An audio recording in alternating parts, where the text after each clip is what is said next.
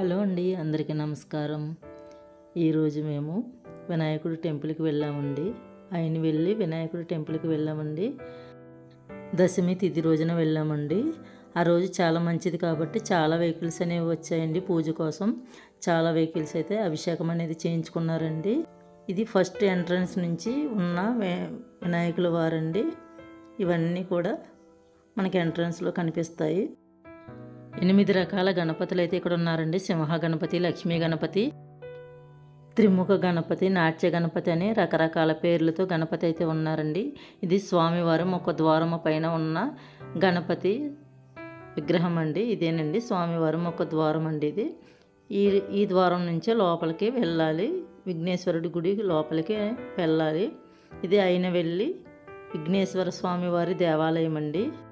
స్వామివారి దగ్గర చేసే పూజే కాకుండా అక్కడ అభిషేకములు చేస్తూ ఉంటారండి. అలాగే హోమాలు అవి చేస్తూ ఉంటారండి. ఆ రోజు దశమి తిథి కాబట్టి చాలామంది పిల్లలకు అక్షరాభ్యాసం అనేది చేశారండి. అలాగే అన్నప్రాసన చేశారు. చాలామంది పుట్టినరోజులు అయితే కూడా చేసుకున్నారండి. చాలా చాలా బాగుంది. మేము కూడా అభిషేకం అనేది చేయించుకున్నామండి. అభిషేకం చేయించుకోవడానికి వేరేగా ఒక చోట మండపం అనేది ఉంది గుడి పక్కన. గుడిలో స్వామివారికి అర్చన జరుగుతూ ఉంటుంది. ఒక పంతులు గారు చేస్తూ ఉంటారు. అదే పక్కన మండపం పైన ఒక పంతులు గారు మనకి మంత్రాలు అనేవి చదువుతూ ఉంటారండి. మేము అభిషేకాలు అనేవి చేస్తూ ఉంటారు. వేరొక మండపం పైన హోమం అది చేస్తూ ఉంటారండి. చాలా బాగా ఉందండి. ఇక్కడ వినాయకుల వారు ఒక్కరే కాదండి, అన్నపూర్ణాదేవి ఉంది. అలాగే వినాయకుడి గుడితో పాటు ఇంకా అన్నపూర్ణాదేవి గుడి ఉందండి. అలాగే కాలభైరవ స్వామి గుడి ఉంది. అలాగే అన్నపూర్ణ విశ్వేశ్వర స్వామి వారి గుడి ఉందండి. అలాగే శ్రీదేవి భూదేవి సమేత కేశవ స్వామి గుడి కూడా ఉందండి. ఇలా అన్ని రకాల దేవుళ్ళ గుడులు ఉన్నాయండి ఇక్కడ. ఇది తూర్పుగోదావరి జిల్లాలోనే అయినవెల్లి గ్రామంలో ఉందండి. మండలం కూడా అయినవెల్లే వస్తుందండి. ఇది చాలా చాలా విశిష్టత ఉందండి ఈ గుడికి. ఎందుకంటే మనం ఏ పూజ చేసినా కూడా విఘ్నేశ్వరుడి పూజ అనేది ముందుగా చేస్తూ ఉంటాము. అలాగే ఇక్కడ చాలామంది పిల్లలకు అక్షరాభ్యాసం అనేది చేస్తూ ఉంటారండి. ఆ రోజు కూడా చాలామంది పిల్లలకు అక్షరాభ్యాసం అయితే చేశారు. చాలామంది ప్రదక్షిణలు కూడా చేస్తున్నారండి. ఇదే స్వామివారి దేవాలయం అండి. పిల్లలకు తులాభారం వేస్తూ ఉంటారు కదండి, అది కూడా చూడండి ఇక్కడే ఉందండి. ఈ వినాయక స్వామి వారి దేవాలయం చాలా ఈ చుట్టుపక్కల ఉన్న వాళ్ళంతా ఈ గుడికే వెళ్తూ ఉంటారండి. మనకి ఏ శుభకార్యం చేసినా ఇక్కడికి వెళ్తూ ఉంటారు. పిల్లలకి అక్షరాభ్యాసమైన అన్నప్రాసనైనా ఇక్కడే ఎక్కువగా చేస్తూ ఉంటారండి. మా పాపకు కూడా ఇక్కడే చేయించాము. ఇదేనండి విశ్వేశ్వర స్వామి వారి దేవాలయంలో ఉన్న నందీశ్వరుడు అండి. మనం ఏదైనా కోరిక కోరుకుంటే కనుక నందీశ్వరుల వారికి చెవిలో చెప్తే అది ఈశ్వరుడి దగ్గర కంటే వెళ్తుంది అంటారు కదండి.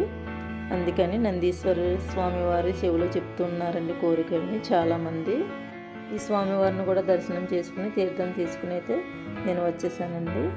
అలాగే ఇంకా ఇక్కడైతే కొబ్బరికాయలు కొడుతూ ఉంటారండి. కొబ్బరికాయలు కొట్టి ఇక్కడ ఈ స్వామివారి మీద వేస్తూ ఉంటారు. మనము గుళ్ళో పట్టుకెళ్ళే కొబ్బరికాయని ఇక్కడ కొట్టి వెళ్ళాలండి. అలాగే పక్కనే ఇక్కడ హోమాలు అవి చేస్తూ ఉంటారండి.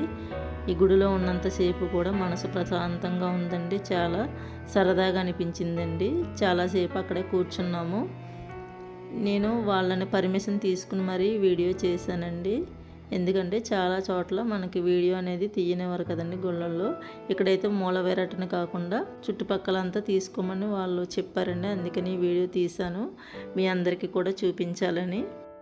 భోజనం కూడా ఆ రోజు విఘ్నేశ్వర స్వామి వారి దేవాలయంలోనే చేసామండి. భోజనం కూడా చాలా బాగా పెడుతున్నారు. ఒక కర్రీ, ఒక పప్పు, కూర, పచ్చడి, సాంబార్, అలాగే పెరుగు ఇవన్నీ కూడా వేసి భోజనం అనేది పెడుతున్నారండి. చాలా బాగా పెట్టారు. మేమంతా కూడా భోజనం కూడా అక్కడే చేసి వచ్చామండి. ఇదిగోండి, ఇది ఒక దేవాలయం అండి, అన్నపూర్ణాదేవి దేవాలయం అండి. ఆ అమ్మవారు కూడా చాలా చాలా బాగున్నారండి. చూడండి, మీరు కూడా చూసి దర్శనం చేసుకోండి.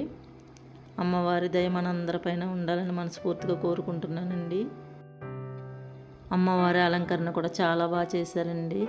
అమ్మవారిని చూస్తే నాకు 2 కళ్ళు కూడా చాలలేదు, అంత బాగా చేశారు అమ్మవారి అలంకరణ కూడా. ఇదిగో చూడండి, మీకు లోపల ఉన్న అంత గుడి చుట్టూ మీకు చూపిస్తున్నానండి గుడి మొత్తం కూడా. ఈ విఘ్నేశ్వర స్వామికి ఒక కొబ్బరికాయ కొట్టి మనసులో ఏ కోరిక అయితే ఉందో ఆ కోరిక కోరుకుంటే నెరవేరుతుందని ఇక్కడ ప్రజలంతా నమ్ముతారండి. అలాగే ఇక్కడ స్వామివారికి గరికతో కూడా ఎక్కువగా పూజ అనేది చేస్తూ ఉంటారు, అలాగే పాలతో చేస్తూ ఉంటారు.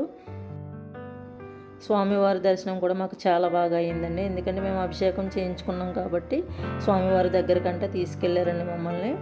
అదే మామూలుగా అయితే కొంచెం దూరం నుంచే చూడాలి.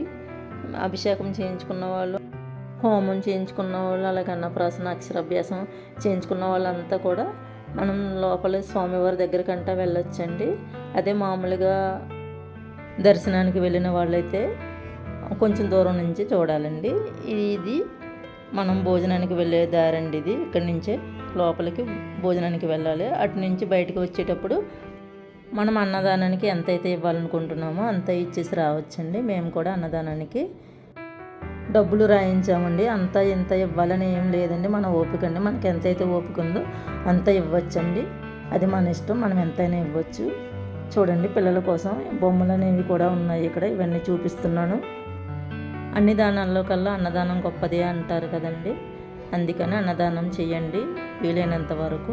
ఆ వినాయకుడు అనుగ్రహం మనందరిపైన ఉండాలని మనస్ఫూర్తిగా కోరుకుంటూ, వీడియో నచ్చితే లైక్ చేయండి, షేర్ చేయండి. మరెన్నో మంచి మంచి వీడియోస్ కోసం మన ఛానల్ని సబ్స్క్రైబ్ చేసుకోండి.